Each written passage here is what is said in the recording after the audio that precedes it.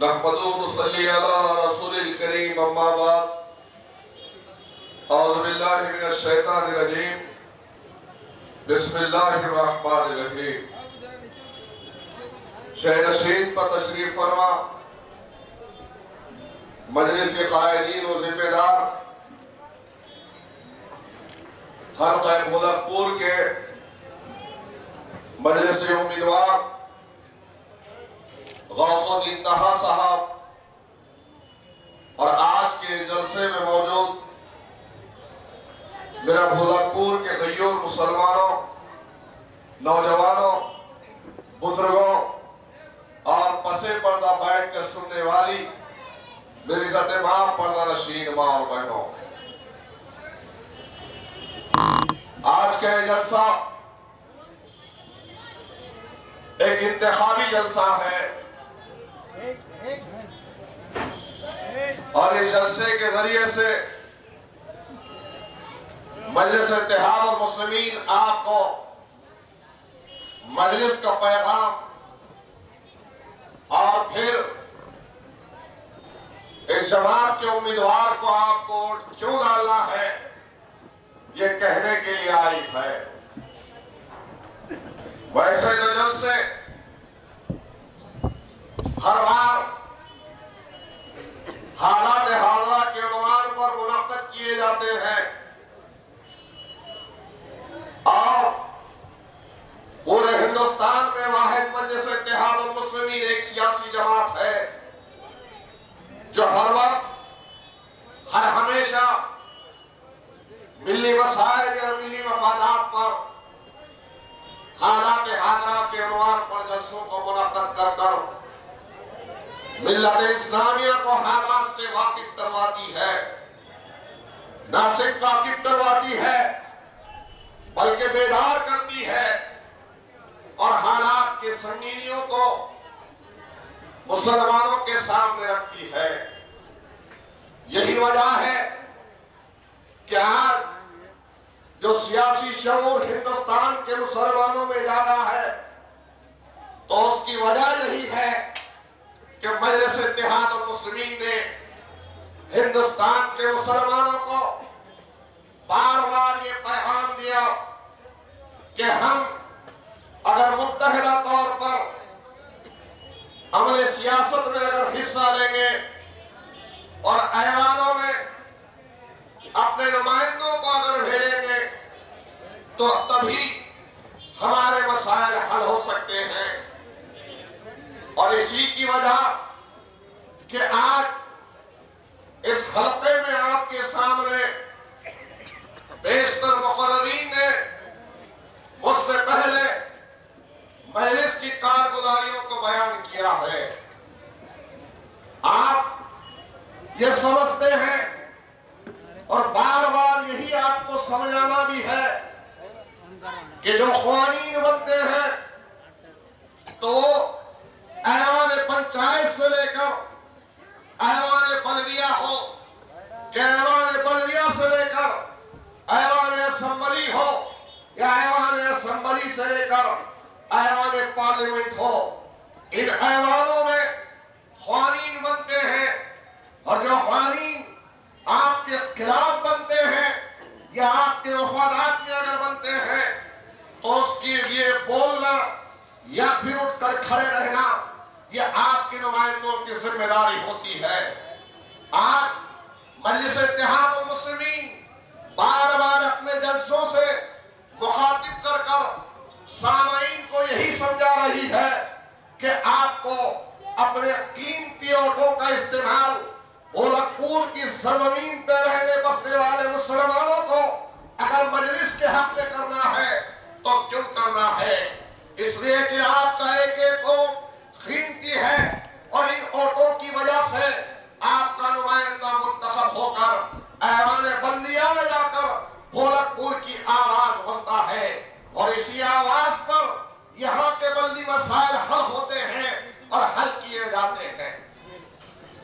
आज आप लोग सोच रहे होंगे कि आज मजलिस इत्तेहाद और मुस्लिमीन बार बार अपने जलसों के जरिए से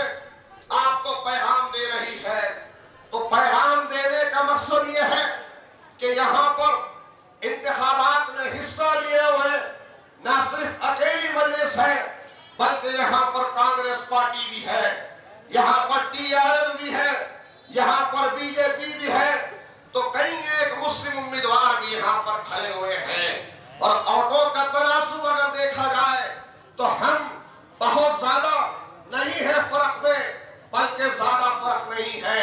और अगर हमारे ऑटो में अगर गड़बड़ हो जाएगी और हम रिश्तेदारी की बुनियाद पर, दोस्ती की बुनियाद पर, पड़ोस की बुनियाद पर अगर हमने कांग्रेस पार्टी या दीगर उम्मीदवारों को अपना वोट दिया, तो याद रखो 5 साल तक आप अपनी आवाज से महरूम रह जाओगे। आज कांग्रेस पार्टी आपके इस इलाके से अगर ठहरी है तो यहां पर निशाना जीतना नहीं है। और आप सब जानते हैं कि पिछली मर्तबा भी कांग्रेस का उम्मीदवार ठहरा था तो जीतने के लिए नहीं ठहरा था। और कितने वोट हासिल हुए, कितने मिले हैं, ये भी आप जानते हैं। अरे होना तो ये चाहिए था कि अपने दिल को वसी कर कर अपने मुसलमान भाई के हक में खड़ा रहता और ये कहता कि मैं बीजेपी को हराने के लिए अपने आप को पेश कर रहा हूं और अपने भाई का साथ देकर गोरखपुर की सरजमीन से यहां पर एक मुसलमान को जिताना चाहता। लेकिन आज भारतीय जनता पार्टी के इशारों पर कांग्रेस का उम्मीदवार यहां से ठहरा है और वो कांग्रेस का उम्मीदवार ठहर कर यही चाहता है कि किसी ना किसी तरीके से मजलिस इत्तेहाद और मुस्लिमीन को यहां पर शिकस्त का सामना करना पड़े। लेकिन अल्हम्दुलिल्लाह आप खूब जानते हैं कि मजलिस इत्तेहाद और मुस्लिमीन का वोटर और गोरखपुर की अवाम, यहाँ की अवाम बड़ी होशियार है, समझदार है। और इससे पहले भी आपने समझदारी का मुजाहरा करते हुए गोरखपुर की सरजमीन से मजलिस इत्तेहाद और मुस्लिमीन पतंग के निशान को लहराकर ये साबित कर दिया कि कांग्रेस, टीआरएस, बीजेपी, ये सब की सब फिरकापरस्त जमातें एक अकेले मजलिस को हराने के लिए गोरखपुर से लड़ रही है। इंशाअल्लाह ताला जिस तरीके से 2015 के बल्दी इंतखाबात में आपने अपने इत्तेहाद की ताकत की बुनियाद पर मेरी माओ ने, मेरे बहनों ने, यहाँ के अजीम उलमा इकराम ने, यहाँ के बुजुर्गों ने अपने दुआओं के जरिए से रोजा रखकर 2015 में जिस तरीके से अकील साहब को यहाँ से कामयाबी से हमकिनार किया, अल्लाह की जात से उम्मीद है कि 1 तारीख को पतंग के निशान पर मोहर लगाकर 4 तारीख को यहाँ पर गोरखपुर की सरजमीन पर जश्न होगा।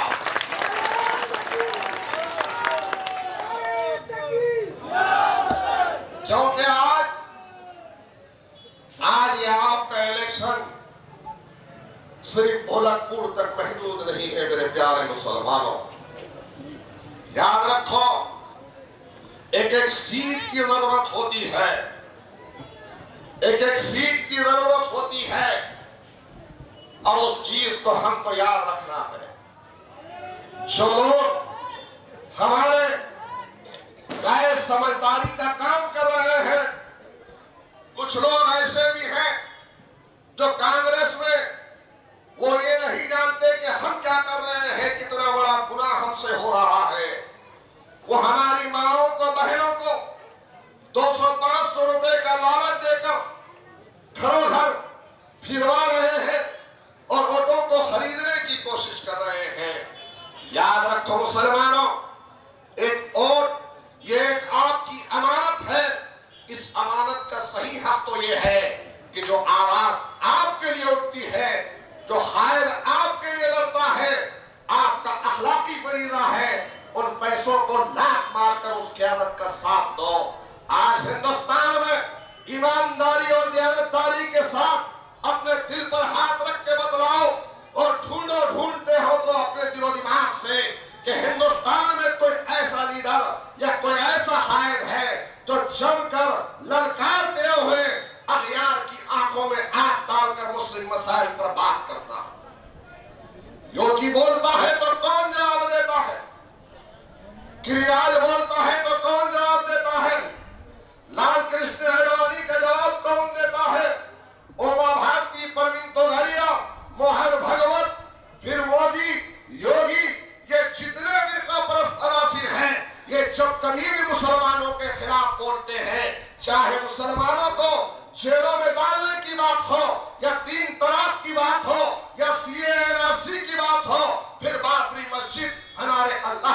को शहीद कर कर उसके ऊपर जो फैसला आया, उस पर जो बहस और मुबाहिसा हुआ, या फिर अखलाक को मारा गया, तो किसने आवाज उठाई? तबरेज आलम हैदराबाद का नहीं था, अखलाक उत्तर प्रदेश का था, मोहसिन वहां पर पूना का सोलापुर महाराष्ट्र का था। लेकिन इन सब के लिए आवाज किसने उठाई? क्या महाराष्ट्र में मुस्लिम लीडर नहीं था? क्या उत्तर प्रदेश में मुस्लिम लीडर नहीं था? क्या कर्नाटक में, झारखंड में, बिहार में मुस्लिम लीडर नहीं था? थे, लेकिन सबकी जबानें खामोश थी। अरे आवाज उठती है तो आपके हैदराबाद दारुस्सलाम से आवाज उठती है। क्या ये हैदराबाद के भोलापुर के गयूर मुसलमानों, क्या ये तुम्हारे लिए फख्र की, एजाज की बात नहीं है? अरे ऐसी क़यादत पे कुर्बान जाए, ऐसी क़यादत पे कुर्बान जाए जो दिन रात उम्मत मुस्लिमा की फिक्र में है। सोचो मेरे प्यारे मुसलमानों, आज बहुत लीडरान है, आरजेडी में मुस्लिम है, एनसीपी में मुसलमान है, कांग्रेस में मुसलमान है, समाजवादी में मुसलमान है, जितनी पार्टियां हैं कुछ कुछ उसमें मुसलमान है।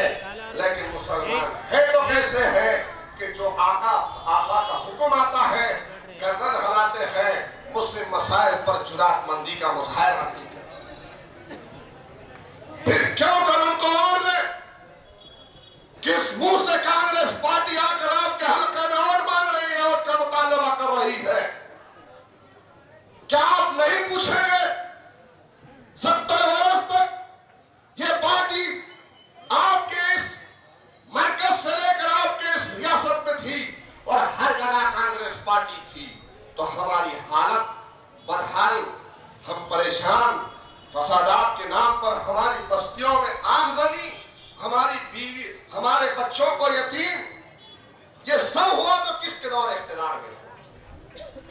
आपको मालूम नौजवानों, अभी एटीएस का, एनआई का, आईबी का, ये नाम तो आपके जबान पे होगा, लेकिन यहां पर कुछ बुजुर्ग हैं तो उनसे पूछो।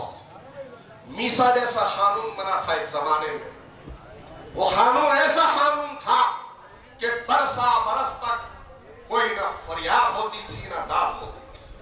आज जैसा यूएपीए जैसा कानून बना, मीसा जैसा कानून बना, तो यही कांग्रेस के दौर इख्तिदार में बना। और सबसे ज्यादा इस कानून के जद में जेलों में अगर कोई गया तो मुसलमान गया, और किसके दौर में गया? तो कांग्रेस के दौर में गया।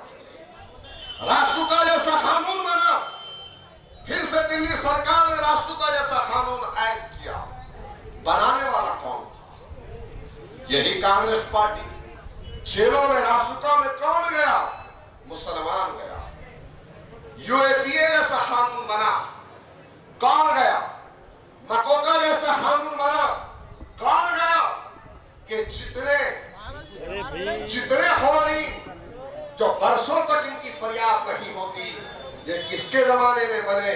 तो दौरे हाजिर के मुसलमानों, उठा के देखो, मुताला करो और अपनी तारीख से वाकिफ हो जाओ कि जब कभी मुसलमानों ने आवाज उठाई तो इन कानून की जद में उठाकर उनको जेल में डालने का काम अगर किसी ने किया तो यही कांग्रेस पार्टी ने किया।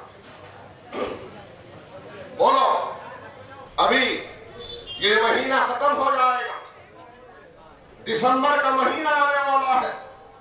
6 दिसंबर हिंदुस्तान की तारीख का वो सिया दिन जो हम कभी नहीं भुला सकते, जिनके सीनों में धड़कता हुआ दिल है, जर्रा बराबर अगर ईमान है तो वो ईमान की हरारत इस बात से उसको वाकिफ करवाएगी, याद दिलाएगी कि हाँ, इसी सरजमीन हिंदुस्तान में 6 दिसंबर को यही कांग्रेस पार्टी के इख्तिदार, उन्हीं के नाक के नीचे नरसिम्हा राव की हुकूमत ने हमारे अल्लाह के घर बाबरी मस्जिद को शहीद किया।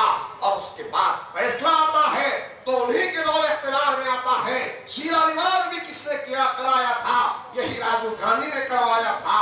और उसके बाद आज का सूरत हाल है कि कांग्रेस पार्टी के लीडर ने कहा कि शुरुआत हमने की थी, खत्म तुमने किया। कांग्रेस के लोग किस मुंह से आते हैं? न हमको रोजी मिलती है, न रोटी मिलती है, न रिजर्वेशन मिलता है, न तालीम मिलती है, न बच्चों के लिए स्कूल है, कुछ नहीं है। गोरखपुर वालों, ईमानदारी से बताओ, आज जो मेहनत कर रहे हैं, जो मशक्कत कर रहे हैं आप लोग, पिछले 5-7 दिन से आपकी इस मेहनत को देख रहा, मेहनत कर रहे हैं, मेहनत का स्तब्धा है हमारा। हम मेहनत करते हैं, मेहनत करके हम अपनी अपनी औलाद का पेड़ भरते हैं, लेकिन वो भी बीजेपी को नहीं देखे जाना। नोटिसेस निकालना, नोटिसेस, पॉल्यूशन बोर्ड कंट्रोल से नोटिसेस हटाओ, यहां से प्लास्टिक वालों को हटाओ, इनको हटाओ, उनको हटाओ। अरे यहां ना प्लास्टिक वाले हटेंगे, ना यहाँ के हमारे मुस्लिम व्यापारियों का जो कारोबार है वो नहीं हटेगा, कुछ नहीं हटेगा। जो हमको हटाने आएगा, हमारी क़यादत उसको हटा देगी इंशाअल्लाह।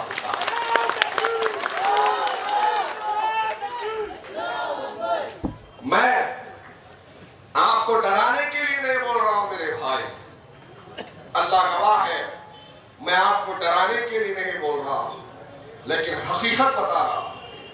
भारतीय जनता पार्टी की हुकूमत उत्तर प्रदेश में आई, सबसे ज्यादा बीफ का कारोबार करने वाला वहां का मुसलमान था। सबसे ज्यादा चमड़े का कारोबार, बीफ का कारोबार, हड्डी की प्रोसेसिंग, ये सब कारोबार करने वाले वहां के मुसलमान, बड़ी बड़ी इंडस्ट्रीज थे वहां पे।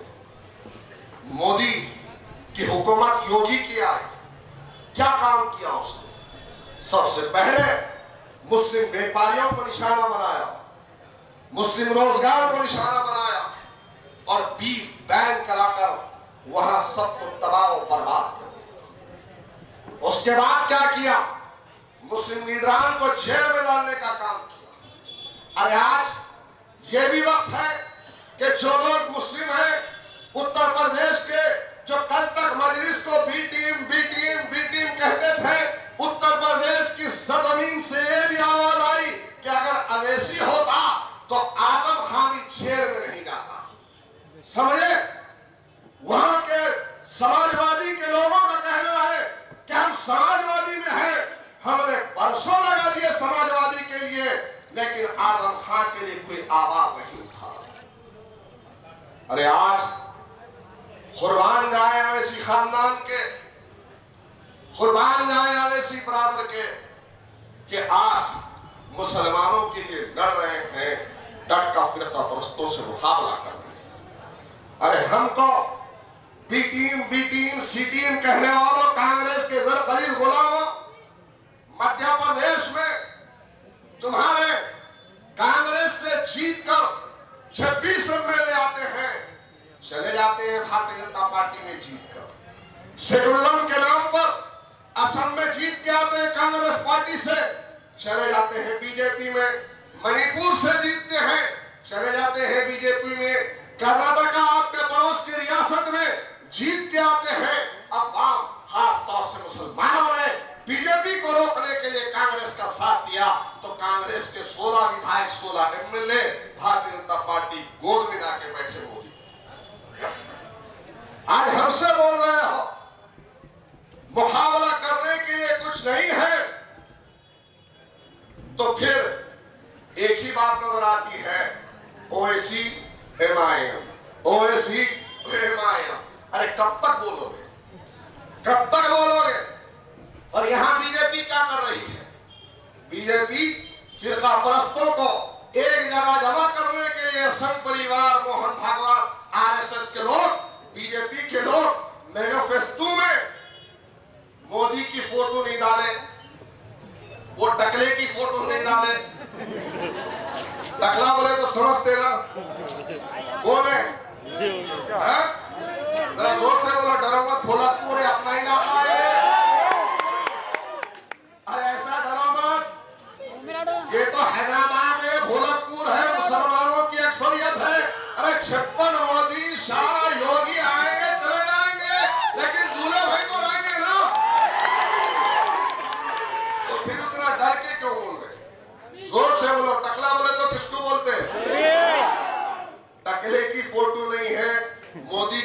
फोटो नहीं है, योगी की उत्तर प्रदेश के फिरका परस्ती फोटो नहीं है, फोटो है तो शेरवानी वाले दूल्हे भाई की फोटो है। अजीब हाल है, एक तरफ कांग्रेस हमको बीटी मोड़ी, दूसरी तरफ बीजेपी एमआईएम को फिरका परस्त, देशद्रोही, पाकिस्तानी, जिन्ना, ये सब अल्फाज से नवाज रही। सोचो ये सब क्यों हो रहा? ये होने की वजह तुम्हारा इत्तेहाद है मुसलमानों। तुम पूरे हिंदुस्तान में इस बात के लिए तुमको फख्र करने की जरूरत है कि हिंदुस्तान में इत्तेहाद का मुजाहरा किसी जमात ने किया तो मेरे से इत्तेहाद मुस्लिमीन ने किया, तुमने किया, हैदराबाद के तेलंगाना के मुसलमानों ने। अरे आज यही तो इत्तेहाद पूरा हिंदुस्तान चाह रहा। दारुस्सलाम में किसी वक्त में सिर्फ तेलंगाना हैदराबाद के लोग आते थे, लेकिन आज तुमको फख्र करने की जरूरत है, तुमको खुश होने की जरूरत है, तुमको सर और गर्दन ऊंचा करके फिरने की जरूरत है, क्योंकि आज तुम्हारे इत्तेहाद को सलाम करते हुए कर्नाटक का मुसलमान हैदराबाद का रुख कर रहा है, बिहार का मुसलमान दारुस्सलाम का रुख कर रहा है, उत्तर प्रदेश का मुसलमान रुख कर रहा है तो हैदराबाद का कर रहा है, महाराष्ट्र का मुसलमान हैदराबाद का रुख कर रहा है, बिहार का मुसलमान हैदराबाद का रुख कर रहा है, और इंशाअल्लाह ताला आने वाले असेंबली में वेस्ट बंगाल का मुसलमान भी हैदराबाद का रुख करेगा और वहां से अल्लाह हमको कामयाब करेगा। क्योंकि मेरे भाई हैदराबाद के मेरे गरीब मुसलमानों, आपने अजीम और आपने बहुत बेहतरीन फैसला लिया था मुल्क की आजादी के बाद। वो फैसला शायद उस वक्त के लोगों को जो हैदराबाद से हटकर है समझ में नहीं आया होगा, लेकिन आज दुनिया मान रही है कि फख्र मिल्लत रहमा का फैसला जिसकी आवाज किया था उस आवाज पर पूरी दुनिया छायल है, पूरा हिंदुस्तान। कौन आवाज उठाता है मेरे भाई? कौन उठाता है? कौन है हमारा हिंदुस्तान में? अरे आज टीवी डिबेट पे अच्छे अच्छों को छिक्का छुड़ा देते हैं ओवैसी साहब, जो बैठता है परेशान हो जाता है, बड़बड़ाता है, बात करने नहीं आती। क्यों? क्योंकि अल्हम्दुलिल्लाह अल्लाह ताला ने सारी सलाहियतों से असदुद्दीन ओवैसी साहब को नवाजा। ये गरीब मुसलमानों की दुआएं हैं, उनके गम की आवाज है।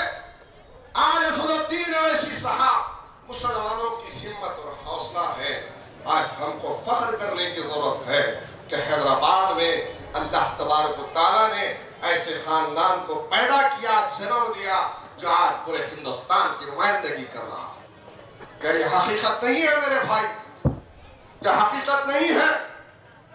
आप बोलो कि बीजेपी, शिवसेना, अभिनव भारत, राम सेना, विनय कटियार, प्रवीण तोगाड़िया और फिर ठाकरे, महाराष्ट्र में ठाकरे भी बहुत बोलता था ठाकरे। हिंदुस्तान की पाकिस्तान, खबरस्तान के मुसलमान, मोहन भागवत, आरएसएस के लोग सब बोलते थे, और ये जब बोलते थे तो हमको तकलीफ होती थी कि हमारी तरफ से भी कोई बोलने वाला खड़ा हो। अल्हम्दुलिल्लाह आज बोलने वाली आवाज है, और ये जब आवाज बोली, ये आवाज खड़े हुए, अकबर साहब ने जब बोलना शुरू किया तो ये किरण जो कांग्रेस की आखिरी किरण थी, अकबर साहब को जेल में डाले नहीं डाले? डाले नहीं डाले? हुकूमत किसकी थी? किसकी थी?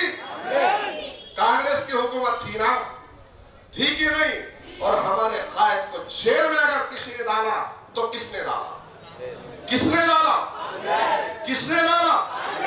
बीजेपी, मोदी, गिरिराज, ठाकरे, योगी सब बोले तो कभी कोई मुकदमा दायर नहीं होता, कभी इनके खिलाफ में कुछ नहीं होता, और जब अकबर साहब ने एक मर्तबा बोले तो उनको जेल में डाला गया। वाह क्या कानून है! हम आदि करते हैं तो हो